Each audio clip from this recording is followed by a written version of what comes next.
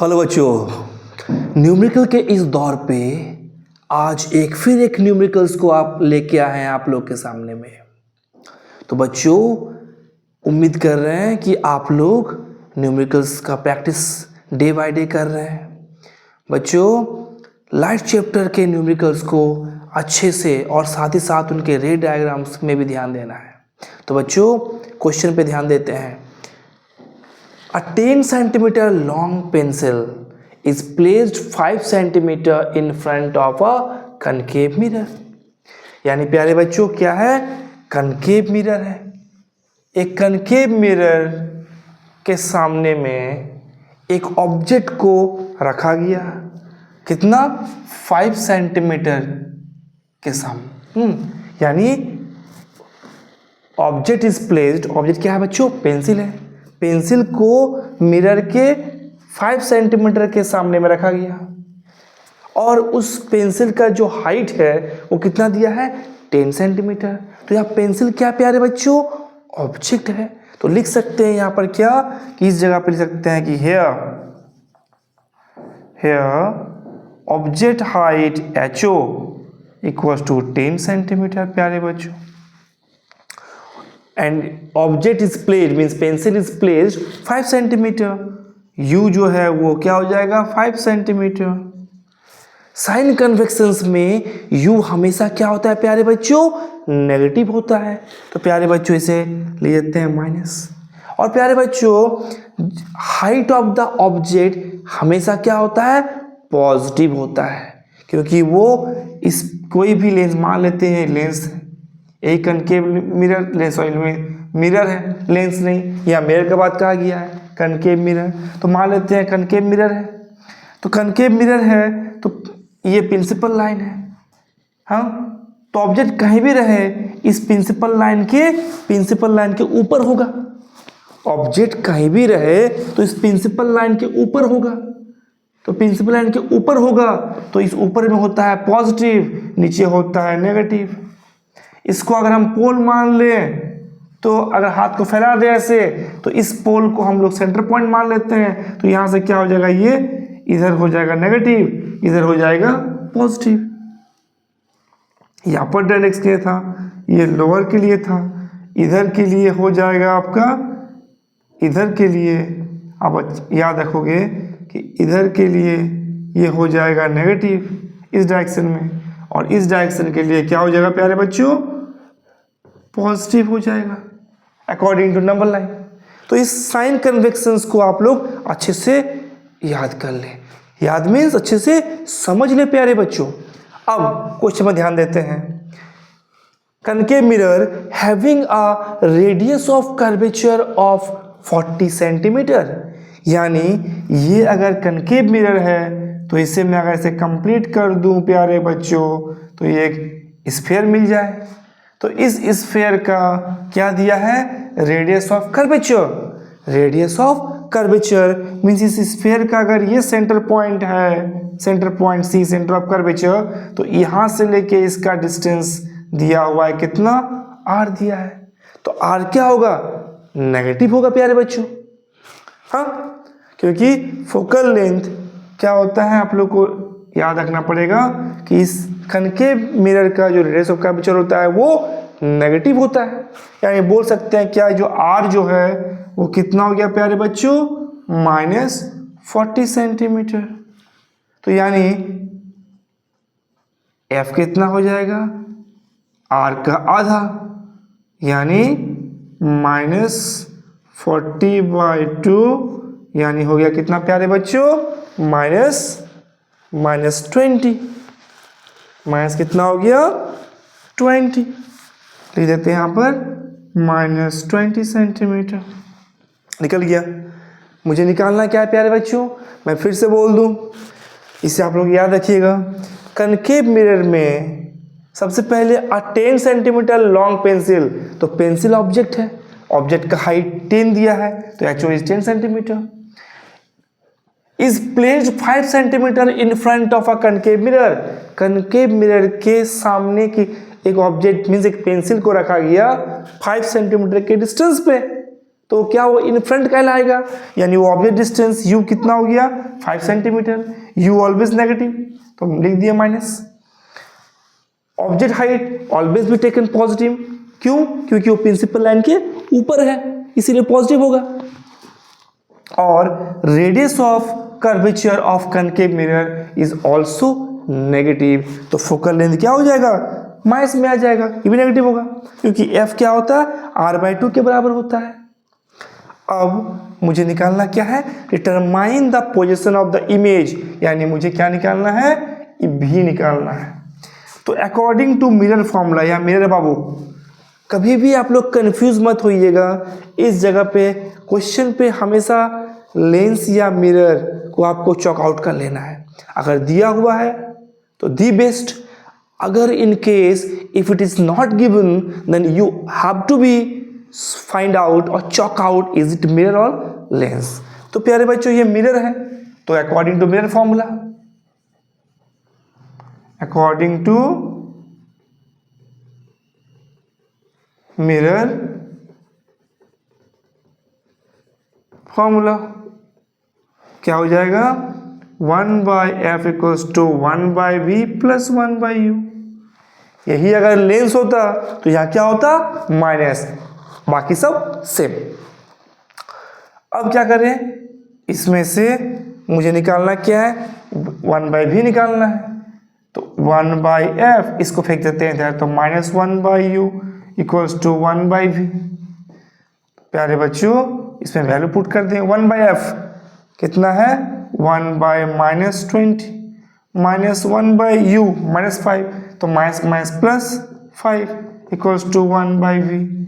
दोनों में एलसीएम कितना हो गया 20, तो -1 प्लस 4 इक्वल्स टू 1/v, यानी कितना हो गया प्यारे बच्चों ये 3/20 इक्वल्स टू 1/v। तो 3/20 इक्वल्स टू 1/v, तो यहाँ बोल सकते हैं क्या इमेज का जो इमेज डिस्टेंस जो आ गया v का जो वैल्यू होगा वो कितना होगा, तो therefore v equals to 20/3 what centimetre. अब बच्चों एक चीज पे ध्यान देना है, यहाँ जो v का जो वैल्यू है वो पॉजिटिव में है, v का जो वैल्यू आया वो किस में आया पॉजिटिव में आया। इसका मतलब प्यारे बच्चों अगर हम इसको मिटा दें और इस जगह पे, क्योंकि लास्ट में तो बोला गया था कि what also draw a ray diagram to show the formations of the image as mentioned. अगर मान लेते हैं इसका रे डायग्राम हम ड्रॉ करें, इसका अगर हम रे डायग्राम ड्रॉ करें तो इस रे डायग्राम में आपको क्या मिल जाएगा, ध्यान दें अच्छे से कि ये अगर कनकेव मिरर है और ये अगर प्रिंसिपल लाइन है तो ये हो गया क्या पोल। u का वैल्यू u कितना था प्यारे बच्चों 5 सेंटीमीटर। तो मान लेते हैं कि ऑब्जेक्ट कहाँ पर है, यहाँ पर ऑब्जेक्ट है, क्योंकि ये अगर पहले इसको मान लेते हैं ये फोकस पॉइंट f, ये सेंटर ऑफ कर्वेचर c,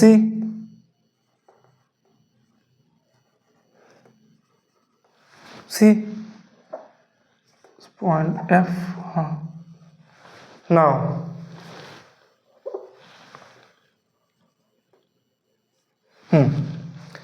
तो क्या है u दिया है 5 और फोकल लेंथ दिया है कितना प्यारे बच्चों 20। तो यानी इस जगह से हल्का दूर बना दे इसको थोड़ा, wait just a minute.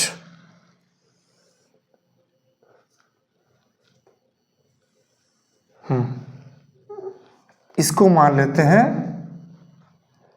Focus point, तो इसका इस जगह पे हो जाएगा क्या सेंटर ऑफ कर्वेचर। अब क्या दिया है फोकल लेंथ का जो वैल्यू है वो कितना था 20 है, फोकल लेंथ का जो वैल्यू कितना है 20 है, यानी यहाँ से लेके यहाँ तक कितना है 20 सेंटीमीटर है प्यारे बच्चों। लेकिन ऑब्जेक्ट का डिस्टेंस दिया कितना 5, कितना है 5 सेंटीमीटर, यानी वो इस पोल और इस फोकस पॉइंट के बीच में इस जगह पे लाई करेगा, कहीं पर बीच में लाई करेगा कहीं पर। तो अगर ऑब्जेक्ट अगर पोल और फोकस के बीच में हो, ऑब्जेक्ट अगर पोल और फोकस के बीच में हो कहीं पर भी, तो कन्वेक्स लेंस में जो रे डायग्राम बनेगा वो क्या होगा, सबसे पहले टकराएगा ये इस जगह पे, ये टकराएगा, सीधा जाएगा, गया सीधा यहाँ से, टकरा के वापस मुड़ के ये फोकस पॉइंट से होते हुए ये पार करेगा प्यारे बच्चों। जब ये फोकस पॉइंट से पार करेगा और एक क्या होगा, एक आपका टकराएगा इस यहाँ से और इसी से फिर वापस मुड़ के वो वेट आप यहां से ले सकते हैं, टकराया इस जगह से, टकरा के ये वापस मुड़ गया, मुड़ के ये कहां से पार हुआ, ये सेंटर ऑफ कर्वेचर से पार होगा। वेट मेरे प्यारे बच्चों, इसे आप क्या कर ले, इसे ए, हाँ इसे वेट,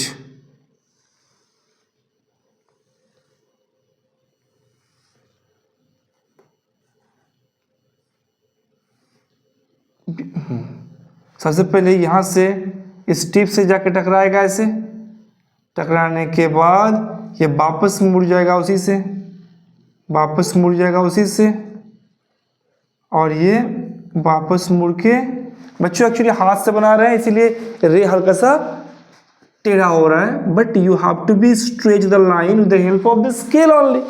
तो ये लाइन क्या होगा, एकदम टकरा के ये सीधा आएगा, एकदम सीधा होके पार होगा ऐसे। तो देखो बच्चों ये क्या फैलते हुए आ रहा है, और अगर आप इसे नहीं लें तो आप एक काम कीजिएगा, इस जगह से पोल में टकराएगा और पोल से वो क्या होगा, वो फैलते हुए आएगा, ऐसे फैलते हुए आएगा। चाहे आप इसे इस फॉर्म में लीजिए या इस फॉर्म में लीजिए, तो आपको क्या मालूम चल जाएगा कि रे क्या होगा, ये रे लाइन जो होगा वो फैलते हुए जा रहा है। इसका मतलब ये जो रिफ्लेक्टेड रे है वो क्या होगा प्यारे बच्चों, यहाँ पर मिलेगा नहीं, क्योंकि ये चौड़ा होते हुए आ रहा है। चाहे आप इसको ऐसे लीजिए या चाहे आप इसे ऐसे लीजिए, दोनों ही केस में आप देख रहे हैं क्या कि वो फैलते हुए जा रहा है। ये क्या हो रहा है, फैलते हुए जा रहा है। तो कोई भी आप दो कंडीशन में से कोई एक कंडीशन ले लीजिएगा, तो बेस्ट रहेगा कि एक टिप से जाएगा ऑब्जेक्ट के हेड से, पार होगा फोकस से होते हुए, और ऊपर जाके फिर उसी में वापस होकर सेंटर ऑफ कर्वेचर से पार होगा। अदरवाइज प्यारे बच्चों अगर इसे आप नहीं लेते हो तो आप एक रे को क्या करोगे, इसके पोल से टकराओगे, तो पोल से टकराने के बाद वो फिर मुड़ेगा ऐसे, तो ये चौड़ा होते हुए आ रहा है। हर दो कंडीशन में, इन दोनों में भी देखो चौड़ा होते हुए आ रहा है, इसमें चौड़ा होते हुए आ रहा है, इस फर्स्ट वाला जो है चौड़ा होते आ रहा है। यानी प्यारे बच्चों क्या होगा, अगर हम इसे ऐसे उठा ले, पीछे की तरफ अगर ले जाए, इसे पीछे की तरफ ले जाए, तो क्या होगा प्यारे बच्चों, ये मिटा दूं, इसको अच्छे से मिटा दूं। अब क्या होगा प्यारे बच्चों, ये जाके टकराएगा, ये जाके टकराएगा इस जगह पे, और अगर हम इस रे को ना ले, अगर इस रे को ले तो ये रे भी जाके टकराएगा प्यारे बच्चों, ये जो रे है ये रे भी जाके टकराएगा उसी पॉइंट पे।